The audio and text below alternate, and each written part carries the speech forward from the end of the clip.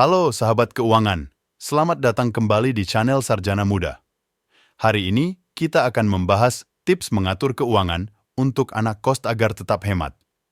Kamu baru pertama kali ngekos dan bingung cara mengatur keuangannya? Takut boros dan alhasil tak memiliki uang untuk melanjutkan hidup? Jangan bingung, berikut tips dalam mengatur keuangan anak kos, seperti kamu. Tanpa basa-basi lagi, mari kita mulai ke topik pembahasannya.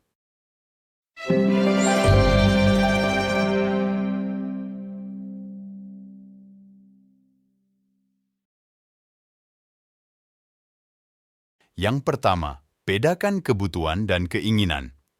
Ketika kamu mengatur keuangan, kamu harus mencatat semua pengeluaranmu. Ketika kamu mencatat semua pengeluaran, coba tanyakan pada diri beberapa hal.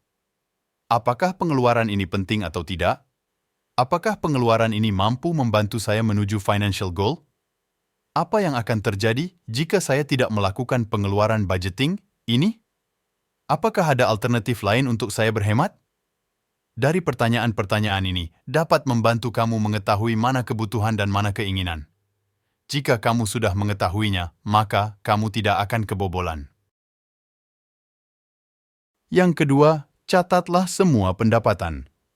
Tips mengelola keuangan berikutnya untuk kamu anak kos ialah mencatat semua pendapatan yang kamu punya. Tidak hanya gaji bulananmu saja, tetapi fee dari kerja sampinganmu, bahkan hasil investasimu juga perlu dicatat. Mencatat semua pemasukan dapat menjadikan pondasi ketika kamu mengatur keuangan. Jangan lupa untuk menuliskan sumber pemasukanmu, ya, agar kamu mengetahui dari mana saja asal pemasukanmu dan kisaran berapa pendapatanmu dari sumber tersebut. Yang ketiga, mengetahui pengeluaranmu. Menurut Better Money Habits, selain mencatat sumber pemasukan, kamu juga harus mencatat pengeluaranmu. Ketika mencatatnya, kamu bisa membuat kategori primer, pengeluaran rutin, dan pengeluaran sekunder, pengeluaran yang tidak terlalu penting.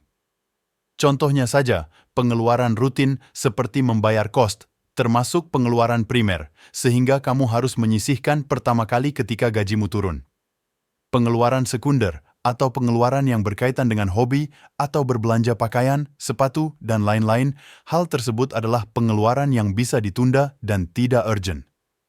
Dengan mencatat kategori pengeluaran seperti ini, kamu akan lebih mengetahui arus keuangan dan bisa mengontrol mana yang kamu butuhkan dan mana yang kamu inginkan.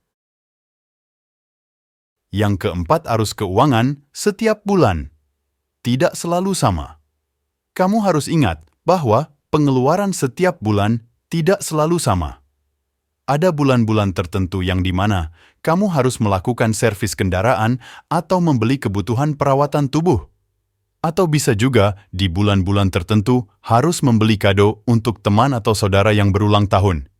Sehingga kamu harus memperhatikan bulan-bulan tersebut untuk lebih berhemat demi membelikan kado.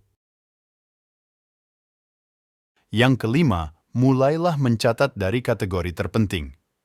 Bagi kamu anak kos, mulailah mencatat pengeluaranmu dari hal terpenting seperti membayar kos dan listrik, biaya makan sehari-hari, kebutuhan harian, dan transportasi. Setelah mencatat dan membayar hal-hal, barulah menuliskan hal-hal yang sekunder. Yang keenam, cobalah beberapa metode budgeting. Bagi kamu yang anak kos, kamu bisa mencoba metode-metode mengatur keuangan yang beraneka ragam. Mulai dari menghitung pengeluaranmu per hari atau menggunakan metode 50-30-20 hingga zero-based budget.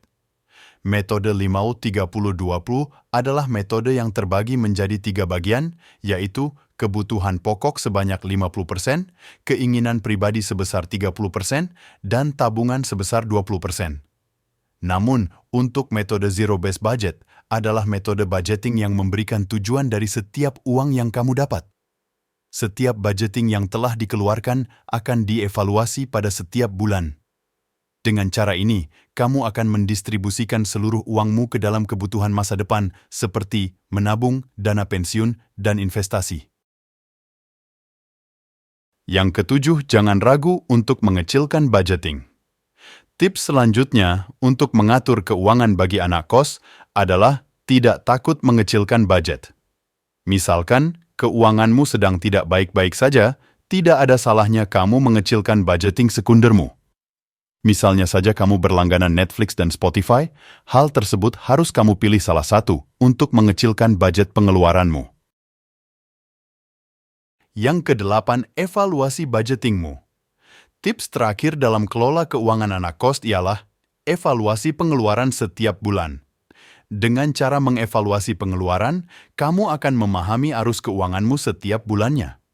Dengan begitu, kamu bisa belajar kelola keuangan, sehingga kamu akan lebih bijak dalam urusan financial. Itulah 8 tips kelola keuangan untuk kamu yang sedang ngekos. Semoga bisa kamu terapkan. Terima kasih sudah menonton. Jangan lupa like, share, dan subscribe agar tidak ketinggalan tips keuangan lainnya. Sampai jumpa di video selanjutnya.